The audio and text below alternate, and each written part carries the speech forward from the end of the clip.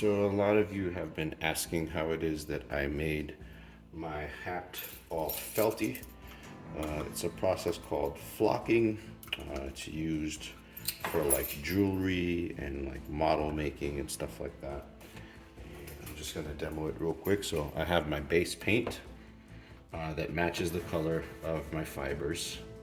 And I'll show you guys the fibers in a minute, but what I'm gonna do is I'm gonna generously apply my base coat to my piece. This is EVA foam.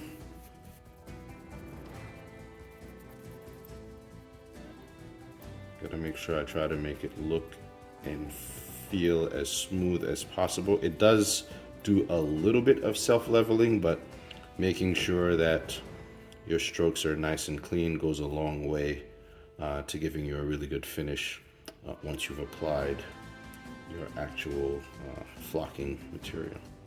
All right, so that looks good enough.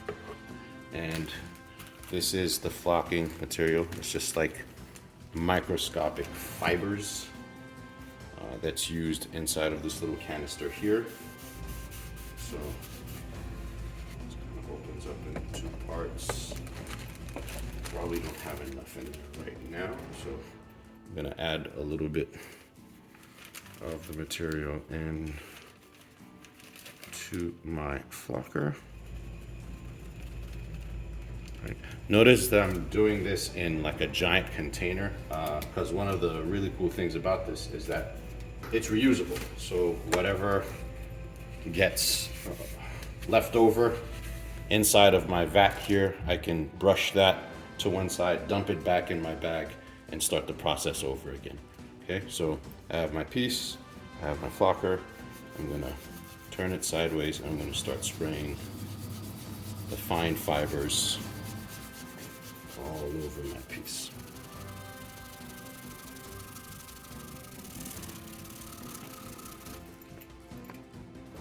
And do be sure you're wearing a respirator for this process. These things are microscopic and get into your lungs really quick. Once you're happy with your application, you can kind of just tap it to knock any fibers loose. Most of the time you don't want to do that right away. You want to wait for a good 48 to 72 hours. It does take a long time to cure. So once I'm done with my piece, I'm going to go ahead and put it to the side. And in the meantime, I can get all of these loose fibers off of my container into the bottom.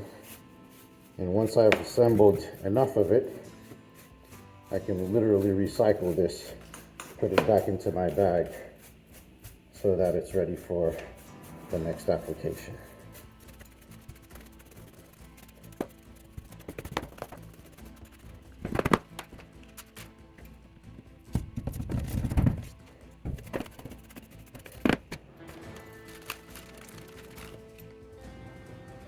So this is more or less what we end up with. It's nice and fuzzy. As you can see, swiping my fingers on it, I'm actually rubbing pretty hard. Nothing's coming off. I'll grab a key. As you guys can see, it's hard to even scratch this up. So really nice coverage. It bends well with the foam, and it's just, it's awesome. Like I couldn't have done this hat with anything else really.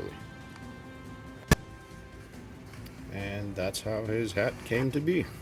As you can see, you can still see the texture from the EVA foam, but I made sure that I flocked the underside as well as the top side so that once the hat is worn, you can't even tell that it was made from foam to begin with. So these parts were 3D printed. You can also do this out of foam as well, but what you don't see in the video, maybe at high speed, is that when you do this flocking stuff, you never want to overlap your stuff because it's always going to look gunky because you're always going to see that seam. I've tried it. It just doesn't work out very well. If someone else figures a way out, let me know in the comments. But what I did is I stopped where I knew that my leather band was going to be. That way it created a natural separation line where I didn't have to overlap with the flocking. You can see I got a little close here, but nothing too major.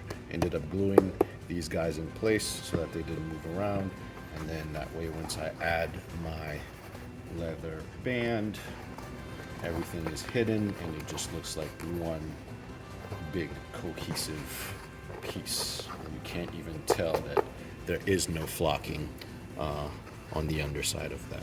So yeah, that's how the hat was made. I have the patterns available on GiveWaveStudios.com if you guys want to make your own. It's fairly simple. It's one long side piece here with the associated top as well as the brim.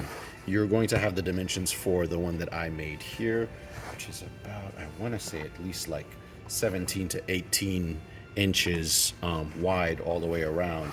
So if you need something smaller, obviously scale it down. The patterns are really not that complicated.